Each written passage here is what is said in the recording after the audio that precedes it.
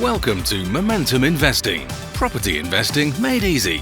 One of the world's top podcasts on property investing, bringing you the top experts in the field so you can learn firsthand what it takes to create passive income and take control over your financial future. Are people still buying property? Welcome to the Momentum Investing Podcast. We have invited Simon Daz, who's a sourcing agent, mortgage broker, letting agent, to talk about that question. Are people still buying property? What is going on with the property market? Over the last couple of years, we've had the pandemic, all the craziness that has been going on with lockdown and everything. And yet property prices have been going up, and they've been going up fast. Why is that? Well, there are a lot of factors that have played into it. We had the stamp duty holiday, we had the shutdown of the property market that created that demand where people wanted to get out. And at the same time, though, people haven't had employment. People have been home on furlough. They've been worried. We've been worried about the future. What's going to happen? Where are we going? And yet the property market has been booming. The big question now is that going to continue? Well, Simon has his finger on the pulse of the mortgage market. So he works with the banks because he's a mortgage broker. He got the international investors, the local investors, the landlords, because he sources and lets property.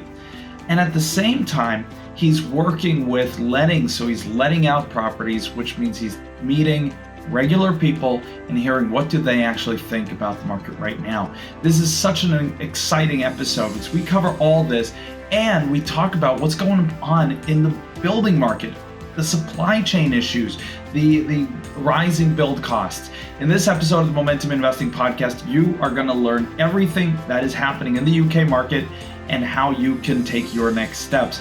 Please make sure you subscribe to the Momentum Investing Podcast and to the Momentum Property Education YouTube channel, because that way you'll get updates on what is going on with the market, interviews with top experts from all over the world, and much, much more every single week. So if you want to stay up to date, if you want to make sure you're building your portfolio step by step, day by day, year by year, make sure you're subscribed so you don't miss anything. And please, if I can ask you for one favor, it's that you like this video. It helps us get the word out to more people. And as a thank you, we will plant a tree. Yes, we have a partnership with Eden Reforestation Projects. For any like that we get on any of our YouTube videos, we plant a tree as a result. So any video you like, you are literally planting a tree. So please like this video. It helps us spread the word to more people, and we're doing some good at the same time. So thank you so much for watching here today. Let's see what Simon has to say. Welcome to the Momentum Investing Podcast. I am so happy to be here with my good friend, Simon Daz. Welcome to the show, my friend. Thanks, Daniel. It's nice to be here. Yeah, and we're super excited to have you here because you got your fingers on the pulse of pretty much every part of the property market, with lettings, with mortgages, with sourcing, with building. So I want to do a full review of the market. I want to know what's going on in each of these parts of it. So let's just start with what are you seeing overall in the market? What's kind of the tempo right now in the UK? The tempo is pretty hot. Still feels like we're carrying a lot of momentum, excuse the pun,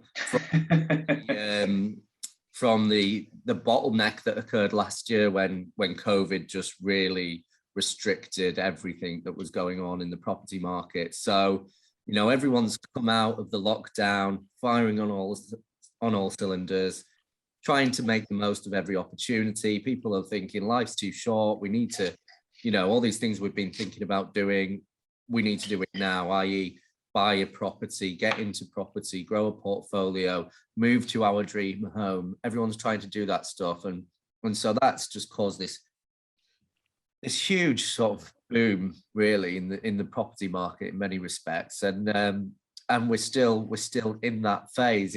It's slowed a little, for the first 6 months of this year. If you went to auction to buy a property, you would pay at least 150% of the what should be the market value. Absolutely. And I think, there's a few more deals at auction at the minute than there was 2 or 3 months ago. I think people trying to ride that wave and sell that way.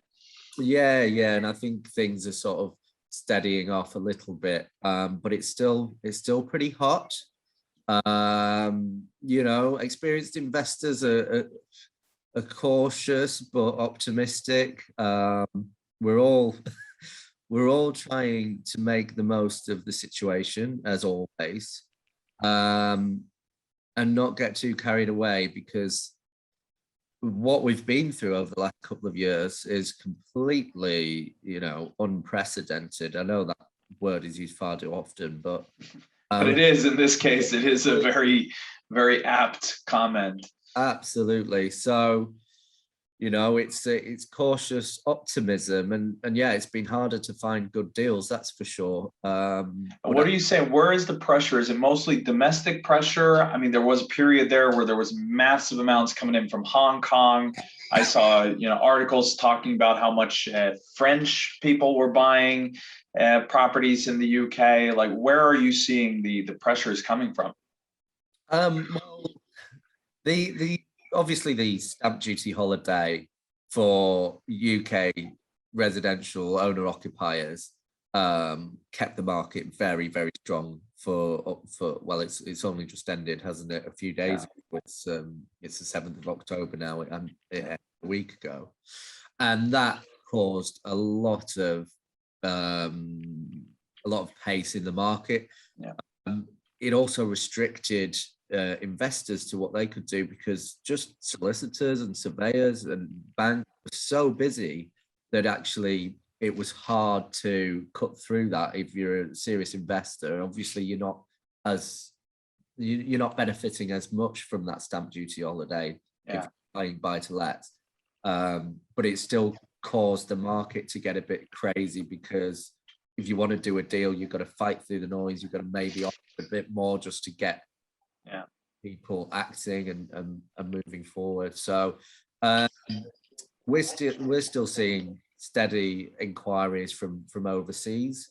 I wouldn't say the pace has increased from overseas nationals really over the past year or so. I think we've got just a steady dose of buyers, essentially. Yeah, that's what I've seen. And speaking there of the stamp duty holiday ending, what have you seen? Like, did everything just go like, all right, we're done buying now? Or has the buying pressure? I mean, obviously there were deals that weren't able to complete that are still completing, but is there still buyer pressure from domestics in the UK looking to acquire, even with the stamp duty holiday being gone?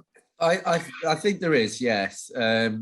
People are still in a bit of a mindset of let's go and get what's ours. People who want to move to their dream home, a few £1,000s is not. That's really, not the difference between saying yes or no. Yeah, it's a lifestyle choice. It's not. It's not really. It's not about the investment. It's not about the money.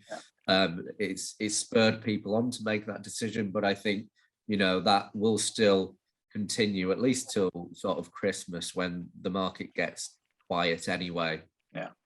So I think we'll find out next spring, when traditionally we have a quiet couple of months over December, January, and it starts picking up again in February, and I think that's when we'll really find out what's going on in the domestic market, really, to see if that hunger is still there, or furloughs ended, stamp duty holiday has ended. There is other measures coming in around job retention schemes and things, but these next few months is going to be really telling.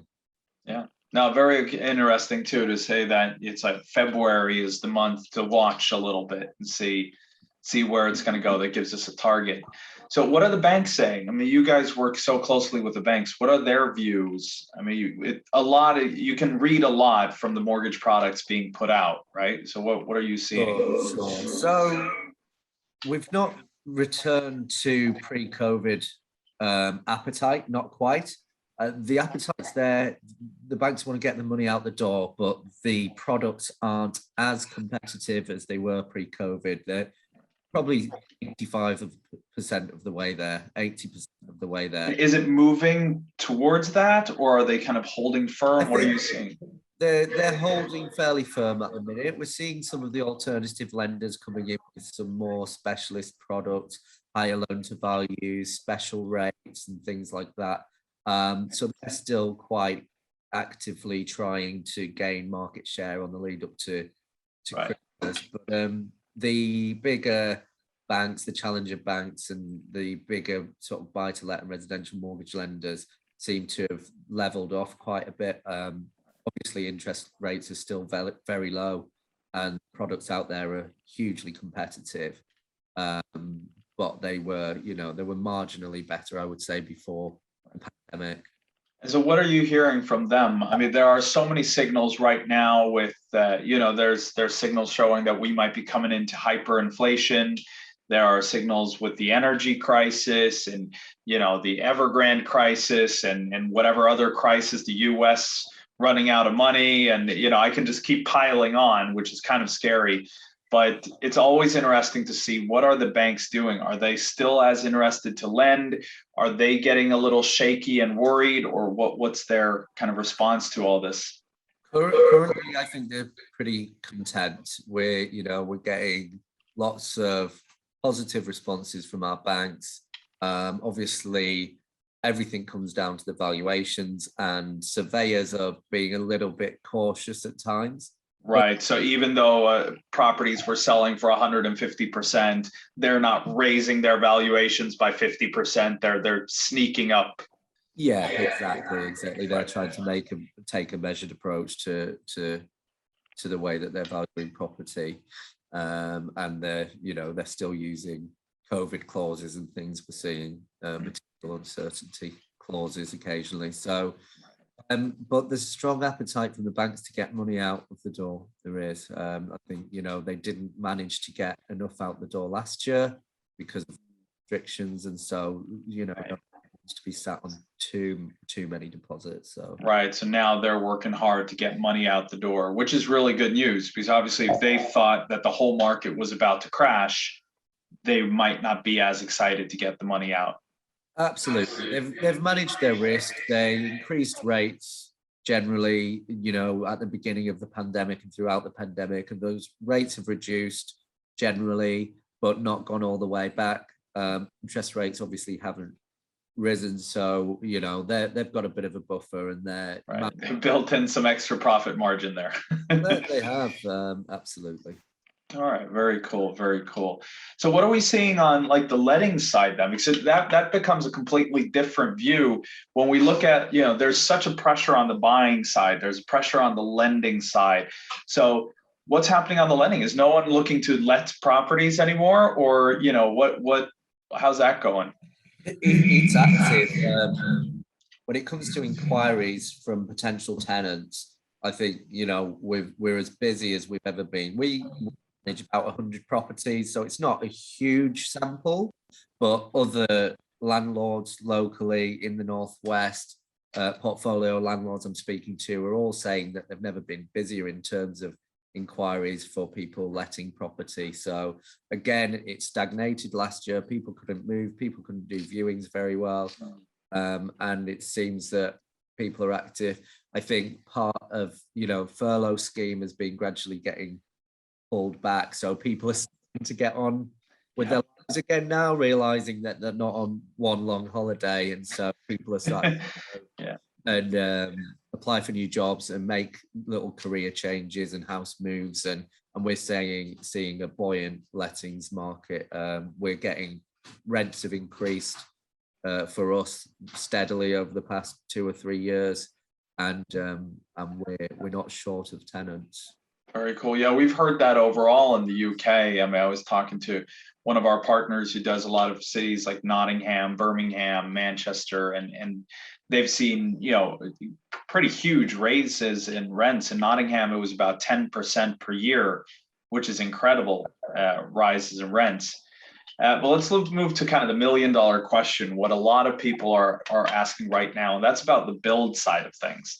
Right? Because, we've had all the supply shortages, the trade issues, the constraints there that are not allowing, the materials to get, and prices have supposedly been going through the roof. And that's where we want some clarity now, is like, where are we now on the build side? Yeah, build has never been more expensive or more difficult, I don't think. We've got 8 or so refurbishment projects on the go, and we've got a new build site that we're just getting underway. We've got a couple of 5-story derelict properties that we're turning into boutique hotels. So Nice. we're very actively refurbishing property. There's no getting around. The cost of materials has gone up significantly. Well, I'm glad the Momentum Property Education students are doing well. All right, that's awesome. They are, yeah. There's a good few of your students are in amongst that. So cost of materials have gone up. Procurement has been a nightmare. Various procurement of materials. Yeah. Yes, absolutely. We've really,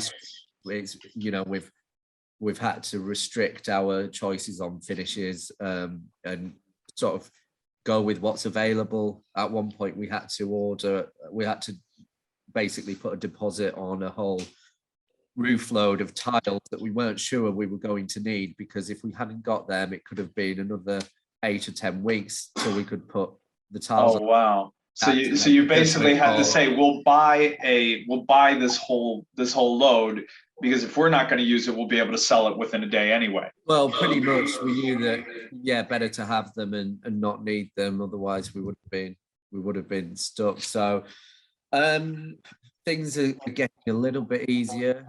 It seems.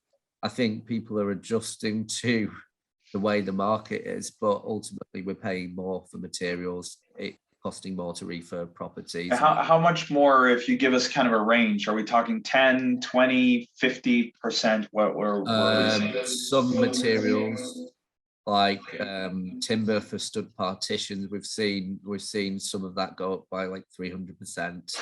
Right. In 18 months. Plaster has gone up by 3 times as well at times, and it fluctuates. Right. It depends on when a ship comes in from Asia and delivers. Yeah, it seems that way. And I'd say on average, somewhere between 25 and 50% across the spectrum. Right. And that's what you're seeing as a cost increase on materials. Essentially, if I'm buying a building, the materials to refurb it is going to be 25 to 50% increased. Looking at 18 months ago, yes. Right. And if you say the builders, then how are they taking this? Because I can imagine there's a lot of refurbs that are not being done because of it. Are they raising their hourly work rates as well? How's that knock-on effect? Well, builders have never been busier, it seems. Everyone started refurbishing their own homes as well. So all these domestic refurbs started taking place, and this is, people have been staring at that wall for 12 months. It's like, it's gotta go. With nothing else to spend their money on. So so trades have ultimately, they've got harder to come by and have got a little bit more expensive. We've built a network of tradespeople up over the last 12 or 13 years. So we've got some loyal guys that are working with us, but ultimately it's been challenging. How much are you seeing like an overall cost then of a refurb? What's the difference you're seeing? 20%, something around there. Right. So that's a big difference. That is a big difference. It is. Thankfully, property prices have been rising as well. Yeah. We do our best. Rents are rising as well. Yeah. And we do our best to buy at the right price to make sure that there's some meat on the bone. So we're all doing okay, but it's a bit nerve-wracking, and hopefully the supply chain issues will settle down properly soon. It's been COVID, it's been Brexit, it's been the Suez Canal and all sorts, as all happened. So hopefully over the next 2 or 3 months, things will settle down. I mean, there's no way material prices can just keep rising. There will be a point where people just go, well, no, this is not. Exactly. So I can't build this. There is no profitability in this building anymore. So I think over the next few months, lead up to Christmas, it should settle down. Right. Again, that February kind of look is Yeah. hopefully they'll take those Christmas months to kind of, all right, let's catch up on demand. Let's figure this out. Let's get back into it. Yes, absolutely. And I think that's sort of the attitude of the general public who have been in this sort of had this crazy couple of years to deal with. Hopefully it'll be forgotten about a little bit over the Christmas period, and next year maybe we'll get back to some sort of normality. It's just like the last 2 years for everyone's just been crazy, and I think everyone just yeah. It is what it is a little bit, yeah. But really interesting to hear. So to kind of summarize where we're at is essentially the pressure from international investors has continued. Brexit, no Brexit, that is, that's continued as it was. Domestic went kind of nuts with the stamp duty holiday and with the bottleneck and people wanting to move for, let's just say, all the reasons why being stuck in a house for too long can want you to get out of there. Yeah. The banks are positive about the market. They're lending. They're getting money into the market, so they're not looking at a crash. But we still got the constraints on the build side, and we need to make sure that we're factoring in the new world quotes for it. But even lending, the prices are on the upside, the rents are on the up. So all in all, good news for the market from where you're sitting. Yeah. It could be a lot worse from what we've been through. So yeah, we're doing some good business, and our clients are. So yeah, let's see what the next few months brings. Super excited. Well, thank you so much for joining us. Before we go, how about you give us a quick brief just of everything that 978 can do for our listeners here, just so they know where to come find you. Sure. So 978 is a group of companies. We finance, and we manage UK assets for investors nationally and internationally. So, we refurbish, we project manage, we source, we have a lettings business that manages the tenants, and we finance everything too. So that's what we do, and that's what we've been doing for nearly 15 years now. It's coming up too. So very cool. Yeah. So essentially, everyone, this is your full turnkey solution. They'll find you the deal, they'll project manage the deal, they'll help you finance the deal, and then they'll take it off your hands and let it out for you so that you don't have to do that. So that's why we like you, Simon. You make our job passive and easy.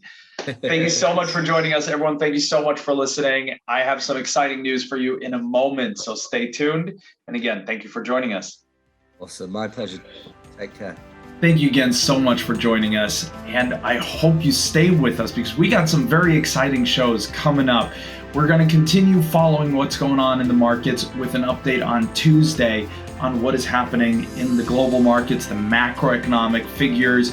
And then on Thursday next week, we got the next episode of the Momentum Investing podcast coming out, where we have Stephen Morris, who is an expert. He's written the book on creating a beautiful business.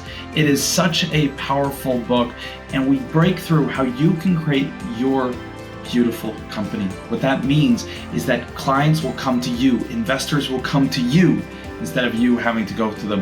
One of the things he mentioned was you become the flame instead of being the moth. And we break that down in the coming episode next week. So please make sure you're subscribed to the Momentum Investing podcast. You don't want to miss that. And of course, please like this video because we love planting trees. We love making a difference. And by clicking like, we plant one tree. So for any like we get, we plant the tree as a thank you. So please like this video. I will see you next week. Thank you so much for joining us.